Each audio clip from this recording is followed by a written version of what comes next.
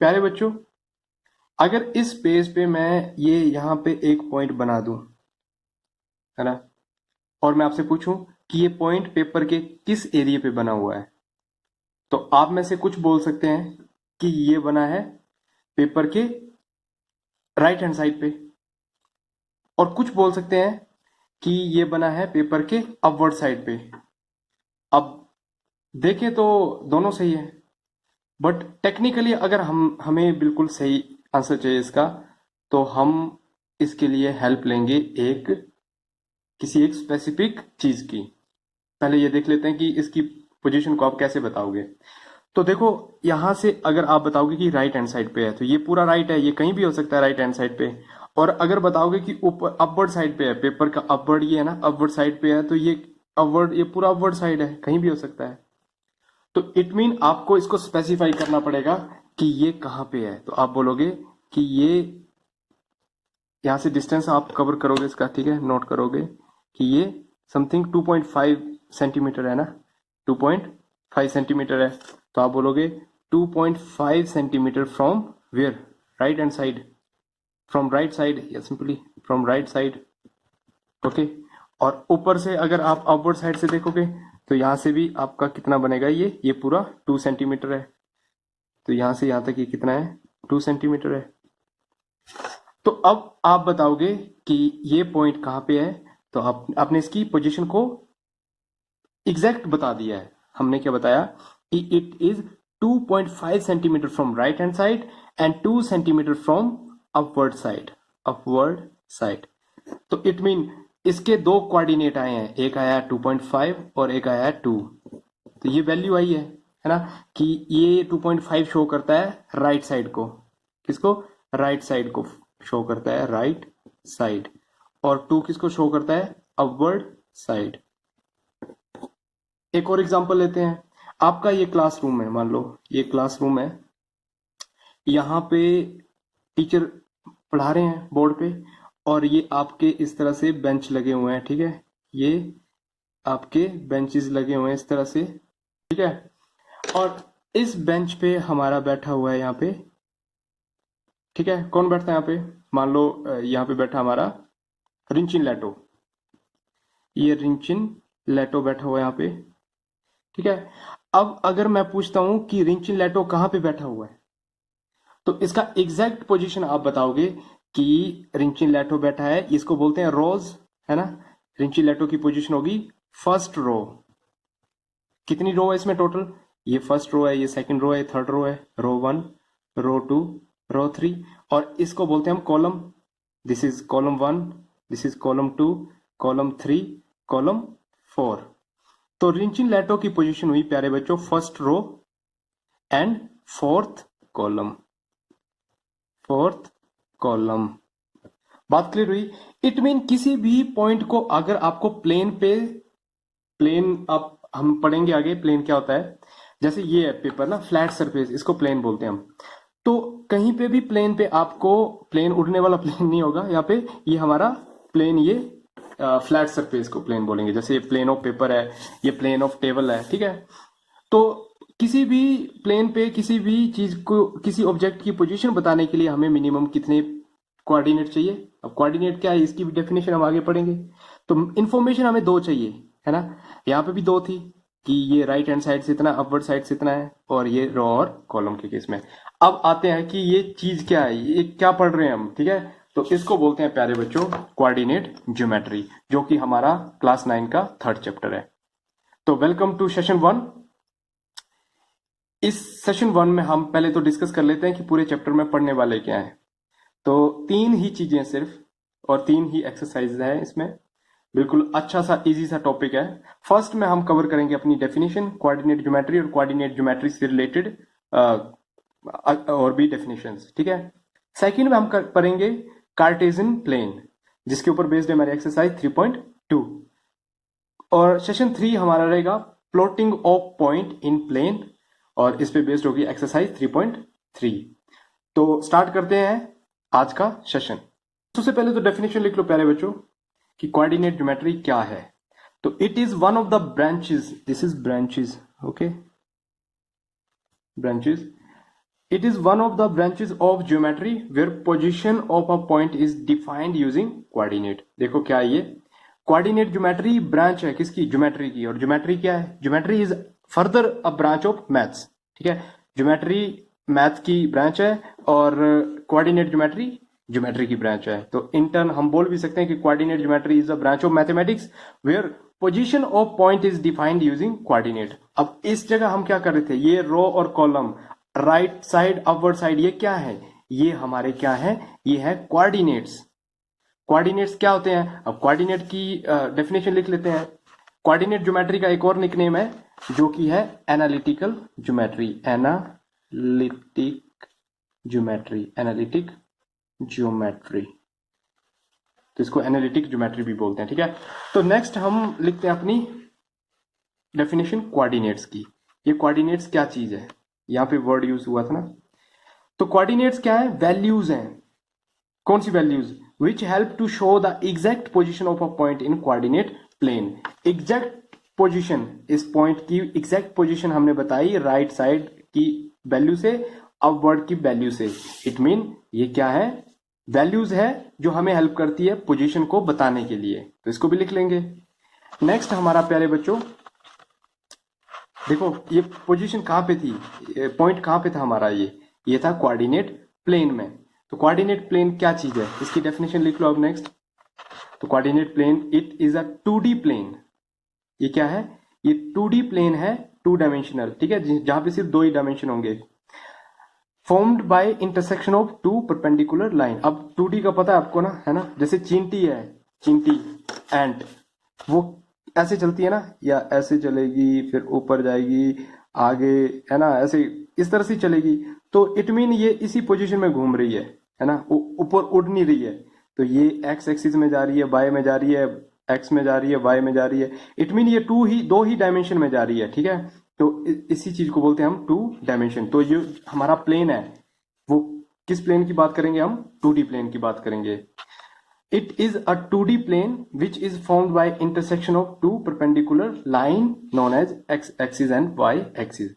तो ये चीज आपके लिए नई नहीं है क्लास 8 में भी हमने किया था है ना कि ये इस तरह से हम शो करते हैं ये हमारी y एक्सिस होती है और इसको इंटरसेक्शन करती हुई ये x एक्सिस होती है ये पॉजिटिव x ये नेगेटिव x ये पॉजिटिव y ये नेगेटिव y और जहां पे इंटरसेक्ट करती है उसको बोलते हैं ओरिजिन इसके बारे में हम और अच्छे से हम अपने सेकंड सेशन में पढ़ेंगे दैट इज कार्टेशियन प्लेन तो आज के सेशन के लिए हमने डेफिनेशन की और डेफिनेशन पे बेस्ड हम एक्सरसाइज 3.1 देख लेते हैं अब तो 3.1 में हमारे पास 2 क्वेश्चन है ठीक है क्वेश्चन नंबर फर्स्ट है how will you describe the position of table lamp on your study table to another person आपके घर में स्टडी टेबल होगा या कोई भी टेबल होगा जहां पे आप पढ़ते हैं अपना ठीक है तो उस टेबल पे है ना उस टेबल पे आपका क्या रखा हुआ है टेबल लैंप रखा हुआ है स्टडी टेबल पे टेबल लैंप रखा है तो उस टेबल लैंप की आपको क्या बतानी है पोजीशन किसको दूसरे पर्सन को कि कहां पे रखा हुआ वो आपने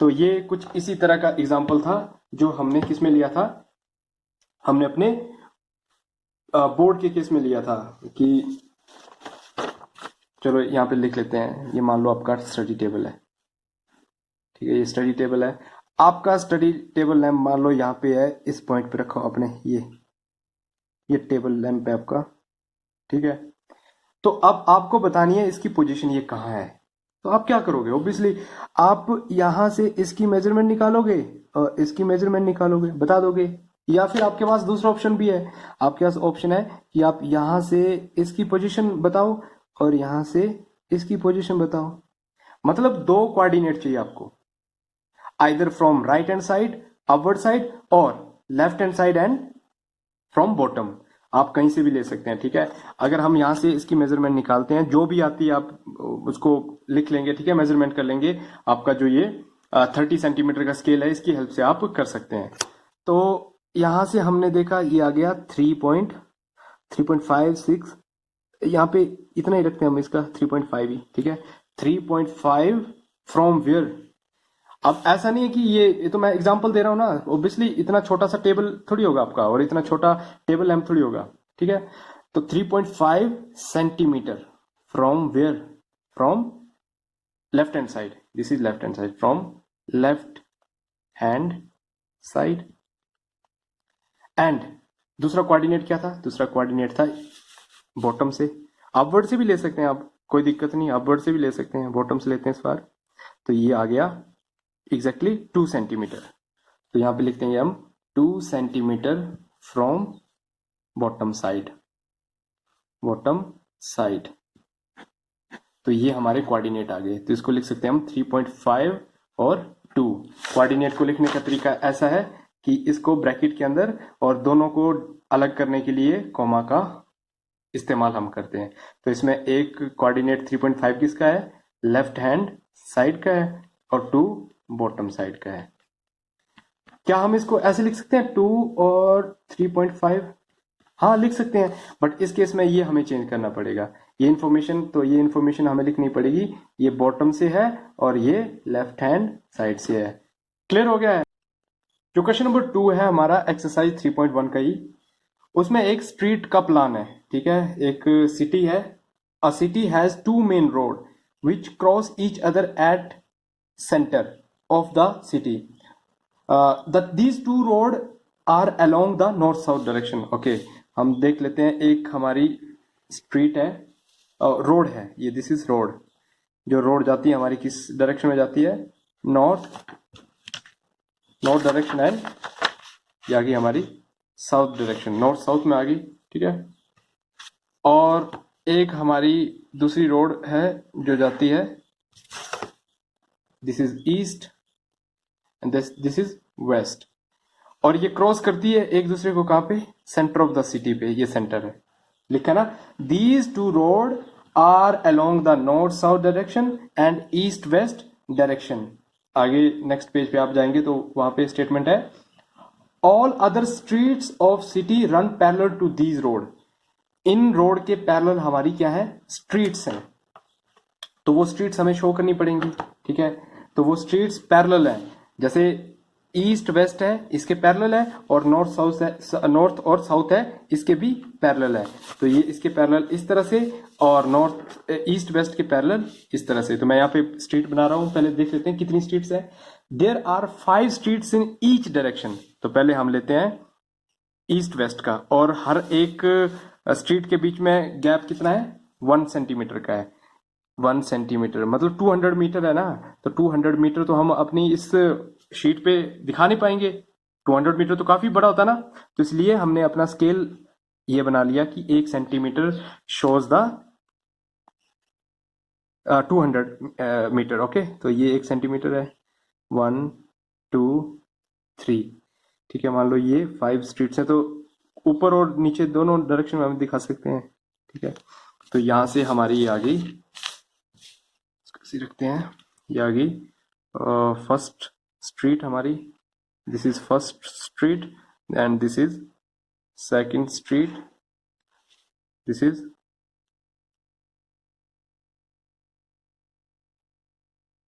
third street, this is fourth street, and this one is the last and the 5th street. अब 5 स्ट्रीट जो है वो ईस्ट वेस्ट डायरेक्शन में भी है और नॉर्थ साउथ डायरेक्शन में भी है। तो इसका नाम दे देते हैं हम, इसका दे दिया हमने स्ट्रीट 1, मान लो स्ट्रीट 2, स्ट्रीट 3, स्ट्रीट 4, स्ट्रीट 5, ठीक है। और यहाँ पे भी नॉर्थ और साउथ के पैरेलल भी हमारे पास यहाँ पे क्या है?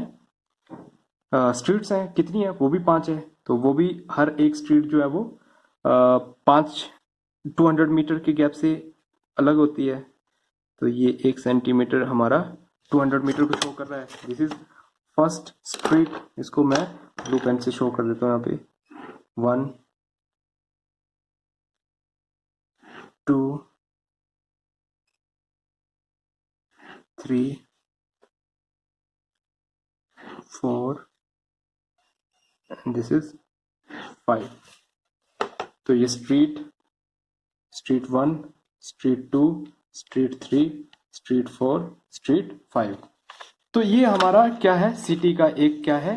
मैप है, जहां पे नॉर्थ साउथ डायरेक्शन में एक रोड है, ईस्ट वेस्ट डायरेक्शन में एक रोड है, और इन्हीं रोड के पैरेलल हमारे पास दोनों डायरेक्शन में कितनी स्ट्रीट्स हैं? 5 स्ट्रीट्स हैं। आगे क्या लिखता है ये? बोलता है कि अगर हमारी सेकंड स्ट्रीट है जो किस डायरेक्शन में? नॉर्थ साउथ डायरेक्शन में। नॉर्थ साउथ डायरेक्शन में ये है ना, नॉर्थ साउथ डायरेक्शन में कौन सी स्ट्रीट? सेकंड, ये है ना, ये आ गई हमारी नॉर्थ साउथ डायरेक्शन में सेकंड स्ट्रीट। अगर ये बोलता है क्रॉस करती है दूसरी हमारी स्ट्रीट को, मिलती है, दूसरी स्ट्रीट है जो ईस्ट वेस्ट डायरेक्शन में है, फिफ्थ, ईस्ट वेस्ट डायरेक्शन में फिफ्थ, ईस्ट वेस्ट ये आ गया और ये आ गई फिफ्थ, तो ये यहां पे मिल रही है ना। तो बोलता है इसका नाम आप दे सकते हो, इसका नाम क्या दे सकते हो? इसको लिख सकते हो 2 5। क्या लिख सकते हो? 2 5। 2 का मतलब है नॉर्थ साउथ डायरेक्शन की, और 5 का मतलब है फिफ्थ स्ट्रीट, कौन सी? ईस्ट, ईस्ट वेस्ट डायरेक्शन की। तो अब हमारे पास क्वेश्चन आता है, फर्स्ट क्वेश्चन आता है कि how many cross streets can be referred as 4 3। ऐसी कितनी स्ट्रीट्स है जिसको हम ये नाम दे सकते हैं? देखो हर एक पॉइंट कहीं ना कहीं क्रॉस करती है किसी को और उसका नाम है, तो इसके लिए देखना हमें ये 4 किसको रिप्रेजेंट कर रहा है? 4 रिप्रेजेंट कर रहा है नॉर्थ साउथ को, this is representing north south. और 3 किसको रिप्रेजेंट कर रहा है? ईस्ट वेस्ट, या वेस्ट ईस्ट, कुछ भी लिख दो, ईस्ट वेस्ट को रिप्रेजेंट कर रहा है। तो 4 पे चलते हैं पहले, नॉर्थ साउथ डायरेक्शन में फोर्थ, नॉर्थ साउथ डायरेक्शन में फोर्थ, ये आ गई, इसको पकड़ के चलते हैं हम। और थर्ड कौन सी? ईस्ट वेस्ट, तो ये आ गई हमारी, और थर्ड आ गई ये ईस्ट वेस्ट, तो यहां मिली है, तो इसको नाम देंगे हम 4 3। तो अब हमें बोला है कि ऐसी कितनी और स्ट्रीट है जिनका हम ये नाम दे सकते हैं, तो देख के बताओ। इसको इस पे जाते हैं हम, तो इसका नाम होगा 4 4, और इसका नाम होगा 4 5। तो ऐसी कितनी स्ट्रीट्स है ये आपको देखना है, ठीक है। अब समझ आ गया है, तो मुझे बताना है आपने कि कितनी ऐसी स्ट्रीट्स हैं। और इसका सेकंड पार्ट है how many streets can be referred as 3 4। और सेम इसी तरह का क्वेश्चन है कि इसके लिए कितनी स्ट्रीट्स और इसके लिए भी कितनी स्ट्रीट्स को आप रेफर कर सकते हैं। तो आई होप आपको समझ आ गया है। तो मुझे क्वेश्चन नंबर 2 का जल्दी से आंसर बता दो, और तब तक के लिए आज हम रिकैपिचुलेट कर लेते हैं हमने क्या पढ़ा है। आज हमने पढ़ा definition of coordinate geometry, definition of coordinates, definition of coordinate plane, और इसी के साथ हमने सॉल्व किया अपनी एक्सरसाइज 3.1। डियर स्टूडेंट्स, जो नेक्स्ट सेशन हमारा होगा that is on Cartesian plane, जिसपे बेस्ड हमारी एक्सरसाइज रहेगी 3.2। तब तक के लिए as always God bless you all.